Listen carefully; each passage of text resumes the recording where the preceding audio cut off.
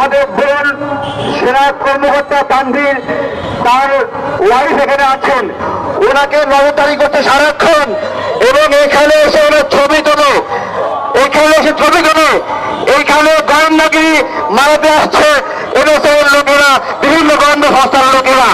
আমি বলবো এরকম কাজ করেন না, আমরা কিন্তু আপনাদেরকে আটকায় রাখবো, এখানে আটকায় রাখবো। এখানে যদি আপনারা, আমরা এটা গণ অধিকার পরিষদের পক্ষ থেকে উদ্যোগ নেওয়া হলো, আমরা এটা এমন একটা উদ্যোগ নিয়েছি যেখানে নির্দোষ মিডিয়ার সদস্যরা মুক্তি পাবে, যেখানে প্রকৃত অপরাধীরা সাজা পাবে।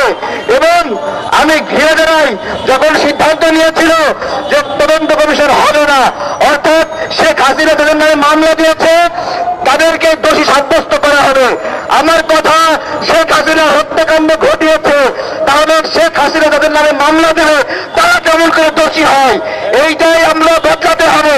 প্রকৃত অপরাধীকে ধরতে হবে, ওসব মামলাকে রিভিউ করতে হবে, রিভাইজ করতে হবে, নতুন করে মামলা করতে হবে, এইখানে জিজ্ঞাসা করতে হবে তাপসের কোনো সম্পৃক্ততা আছে কিনা, জাহাঙ্গীর কবির নামকের সম্পৃক্ততা আছে কিনা, অথবা ওই দিন যে সকল সেনা অফিসার পিলখানার সামনে নীরব দর্শকের মতো দাঁড়িয়েছিল, তাদেরকে জিজ্ঞাসা করতে হবে তোমাদের শরীরে রক্ত ছিল না, দাঁড়িয়ে ছিল কেন, আমাদের ভাইদেরকে কেন বাজাও লাগা, তাদেরকেও বিচারের আওতায় আনতে হবে। তাদেরকে কারাগারে আদেশ দিয়েছিল যে চুপ করে বসে থাকো, সেইটাও খুঁজে বের করতে হবে, সেই দিন প্রকৃত বিচার হবে।